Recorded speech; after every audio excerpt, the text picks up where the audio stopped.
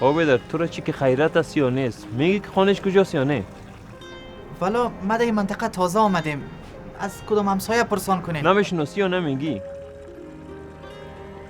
میفهمی که دروغ گفتن به مامور دولت جرم است؟ شورالوال صاحب،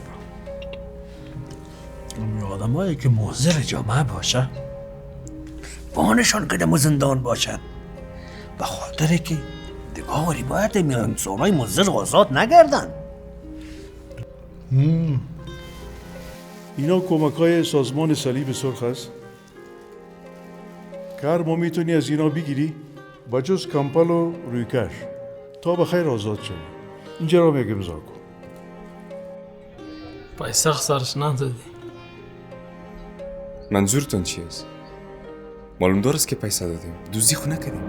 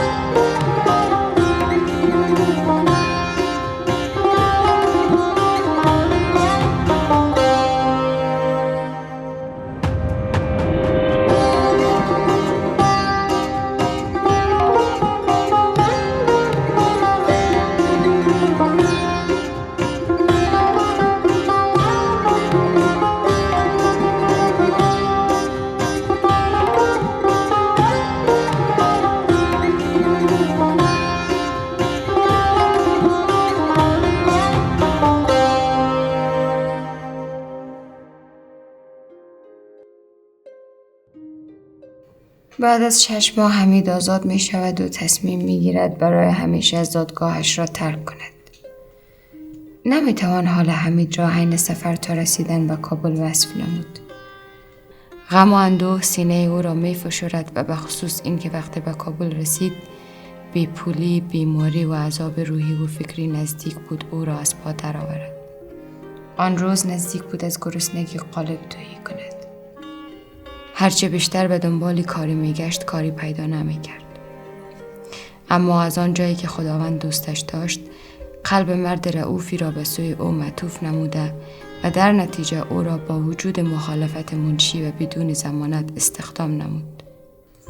حمید در ابتدا به خاطر جمع کردن پول چند روز و حتی چند ماه کارش را با صداقت انجام داد. اما وقتی که میخواست آنجا را ترک کند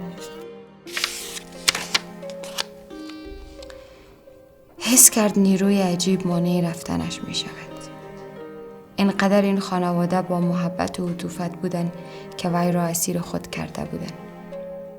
او حس کرد محبت مالک و خانواده‌اش به خصوص رضیه را نه تنها نمی توان فراموش کرد بلکه جبران آن هم به هیچ وجه امکان نداشت.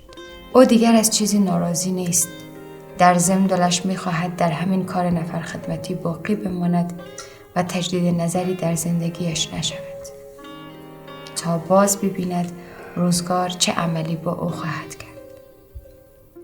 1402 15 سنبل احمد.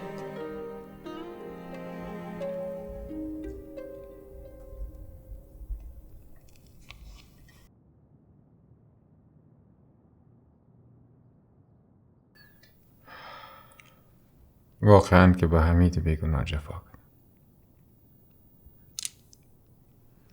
ولی خب بازی سرنوشت نمیتونیم پیش بینی کنیم. اما تو که زندگی احمد چی در مزار شریف چی در کابل دستخوش یک سلسله حوادث غیر مترقبه و جان فرسا شده، فقط میتونیم دست پروردگار به زندگی بیگناه احمد دخیل بدانیم که او را از گرداب هلاکت و اوج ترقی و عزت رساند. هیچ کس نمیتونه لطف پروردگار را جبران کنه.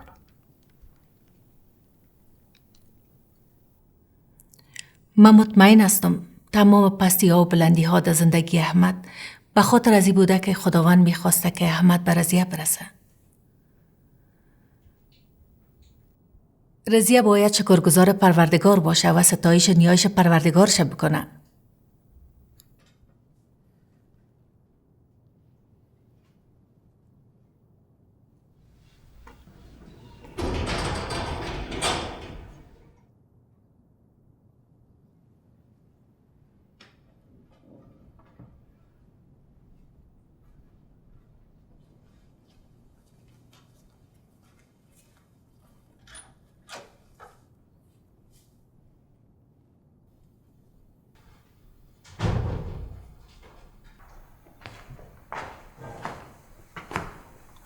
سلیم، چیز کار داشتی پدر؟ چرا نمیای چند دقیقه همراه ما بشینی؟ ببخشی امروز کارم زیاد بود نتونستم آمده. نمیشه صبح گپ بزنیم. چند دقیقه همراه ما بشی بازار جایی که دلت شد برو.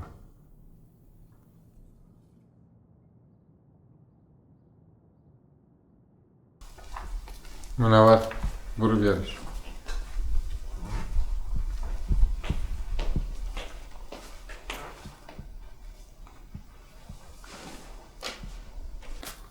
سلام و کلتان.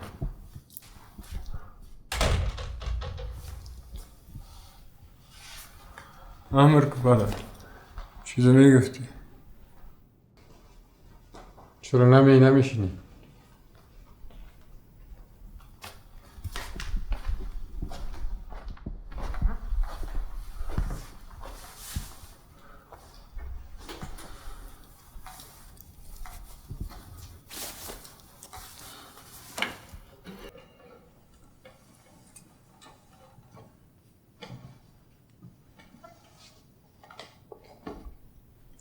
میفهمم دکانت از اینجا بسیار دور است. باید که زیاد مانده شده باشی.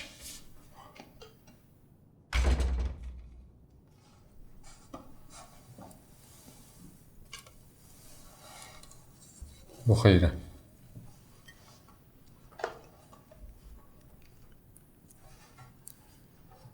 چی هست؟ بخور، حالت خوب میکنه. پیشتر نگفتی که حالت خراب است.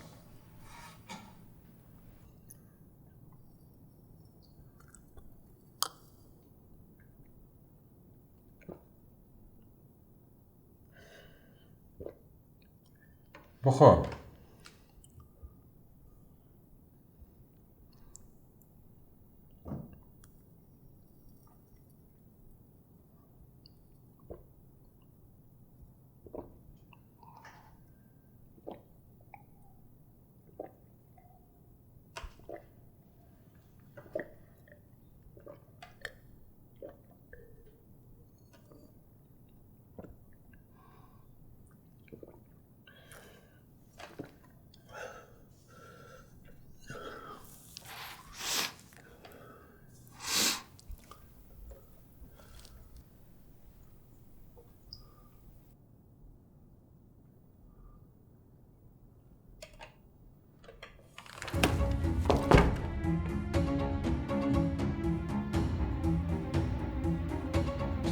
تو باید دوزه میبری.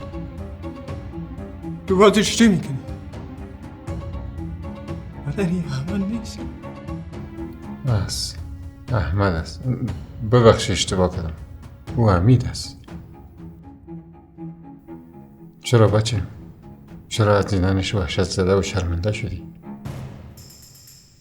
او دیگه بیگانه نیست. یکی از اعضای خانواده ماست. بهتر برات بگویم او داماد ماست. هنوزم نفهمیدی؟ او شوهر رضیه، شوهر خواهرت است.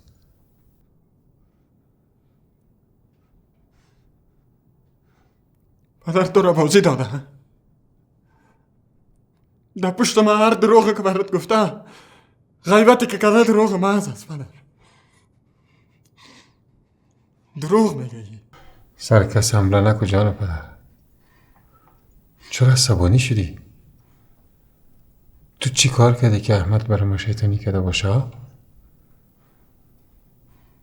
تو امروز نگفته بودی شرکت پیش من میایی؟ وعدت یادت رفت؟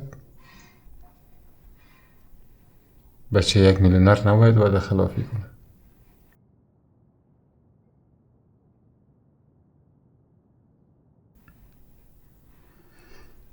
تو به ممتاز وعده نکردی که تمام سرمایه پدرت در پایش میریزی؟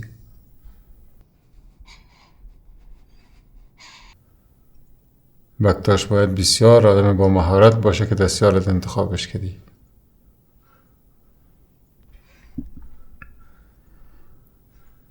تو بسیار برای من دلسوز هستی جان پدر.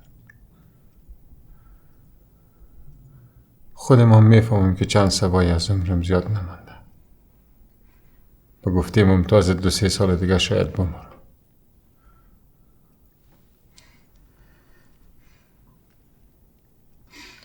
ولی باید از بچه کلانم تشکری کنم که پیش از رسیدن مرگم دوست دارم مرا از این زندگی نکبت بار مصیبت بار خلاص کنم.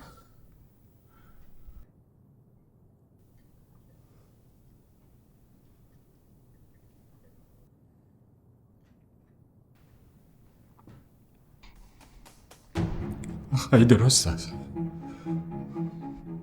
خودت هم از زندگی خسته شدی. تشکریش هم ازم کردی. خودت میخوایی که به این زندگی بمانی. دیگه گناه من دیگه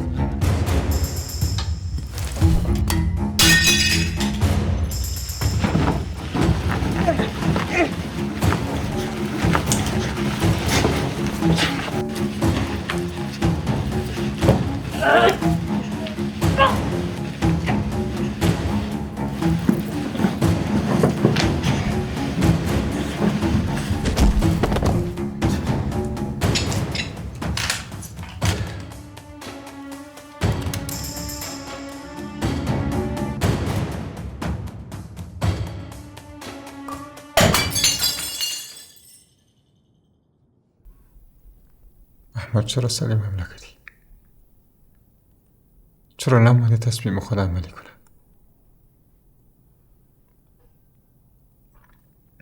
سلیم یگان شوخی میکنه،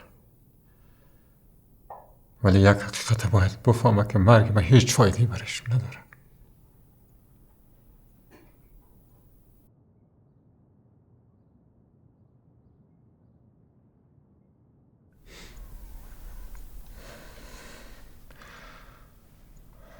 آل گوش کنین که مالک چی تصمیم گرفته.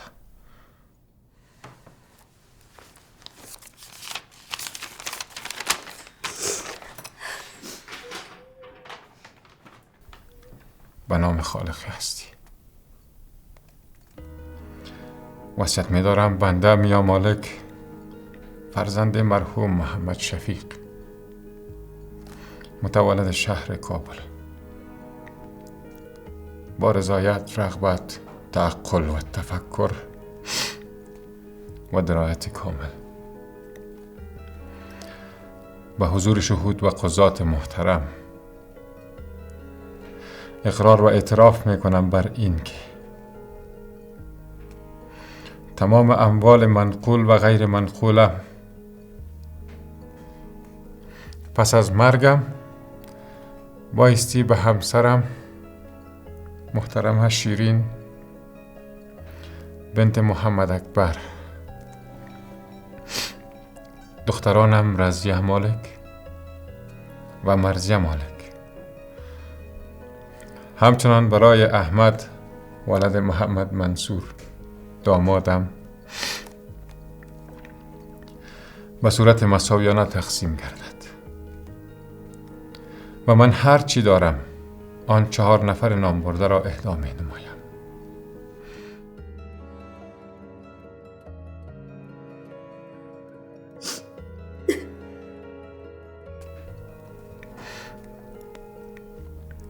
البته سلیم تنها پسر من و نیز وارث من بود،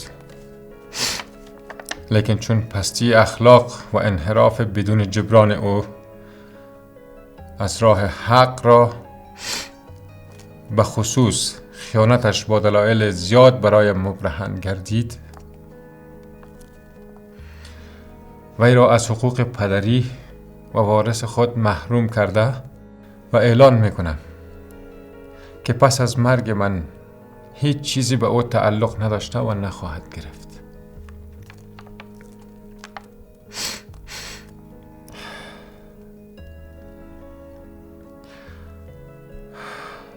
بنده نه تنها از تصمیمم ناراضی نیستم، بلکه بعدها هم پشیمان نخواهم شد.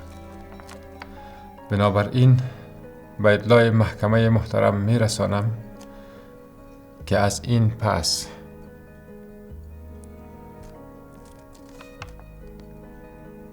بنده فرزند به نام سلیم ندارم و نخواهم داشت و از ارثم محرومش میکنم. السلام. رضیه، از این مثل چشمت مواظبت کن. بگی جان پدر.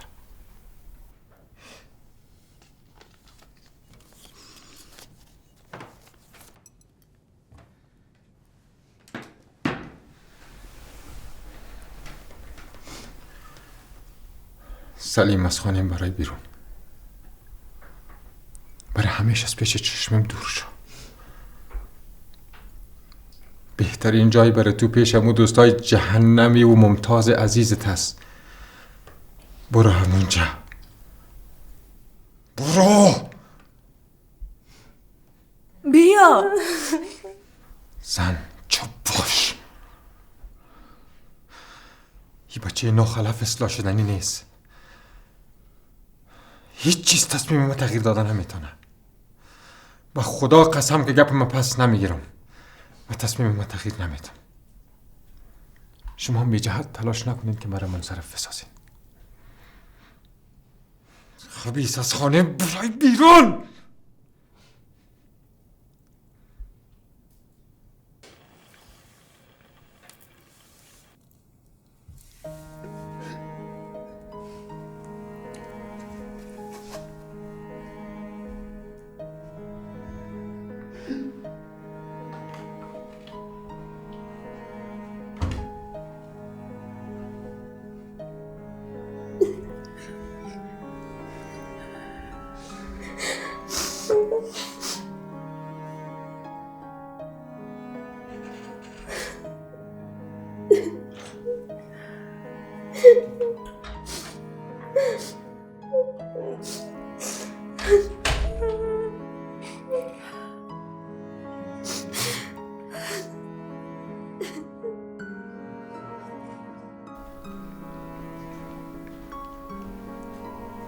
شما چرا گریه میکنین؟ سلیم بسیار وقت پیش از دست ما رفته. حال گریهش هم میکنین؟ نبینم دیگه کس گریه کنه.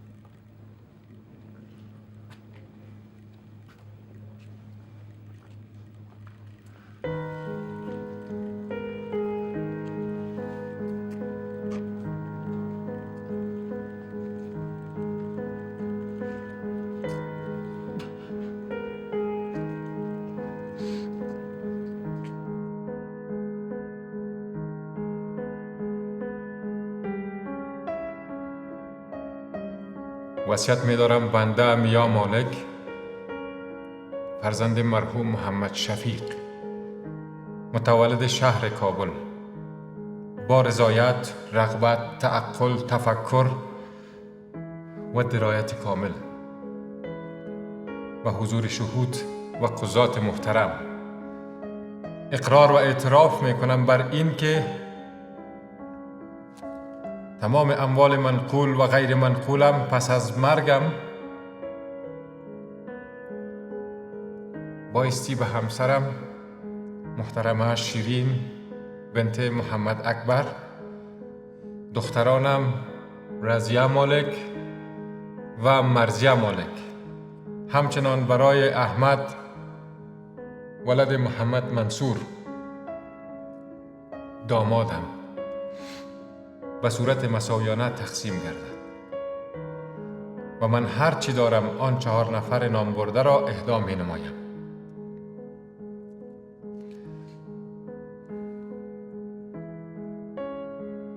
البته سلیم تنها پسر من و نیز وارث من بود، لیکن چون پستی اخلاق و انحراف بدون جبران او از راه حق و راستی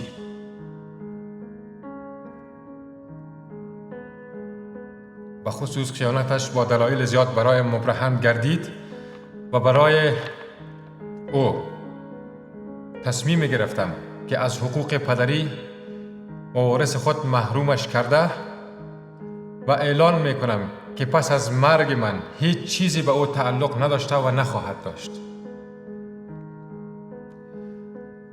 بنده نه تنها از تصمیمم ناراضی نیستم بلکه بعدها هم پشیمان نخواهم شد. بنابراین به اطلاع محکمه محترم میرسانم که از این پس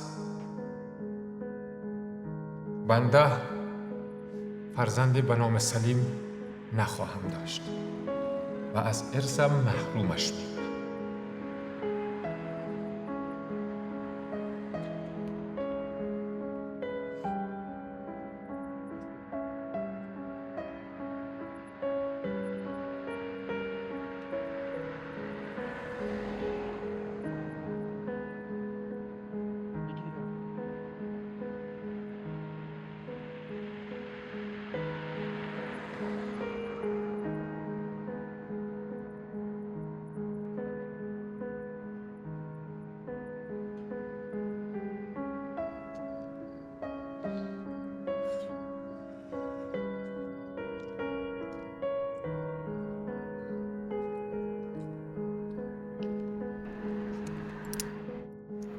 تو کجی باشه؟ صدای تا نکشی. تو کجی باشه؟ چی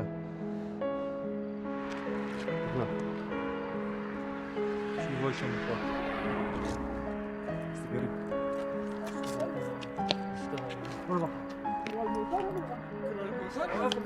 برو شرف!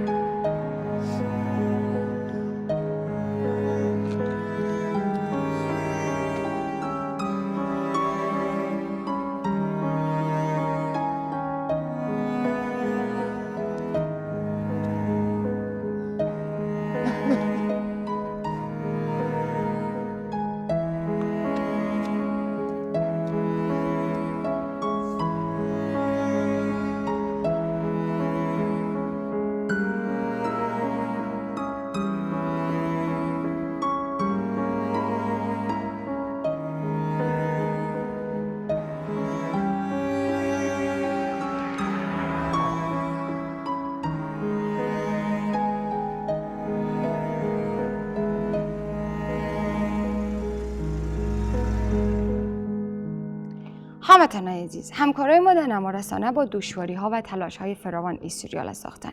ما به خاطر ادامه کار ما و تولید سریال‌های جذاب وطنی به حمایت‌های شما نیازمند هستیم.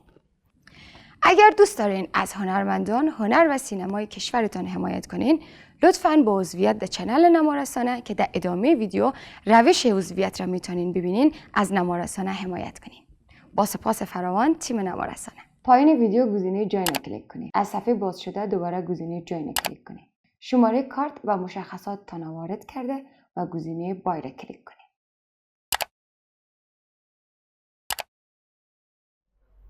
او آدم 200 کرایت میشه بگی جنجال نکنم اینجا لغتت میکنم. تو مرا لغت میکنی؟ پیسه ما بچی؟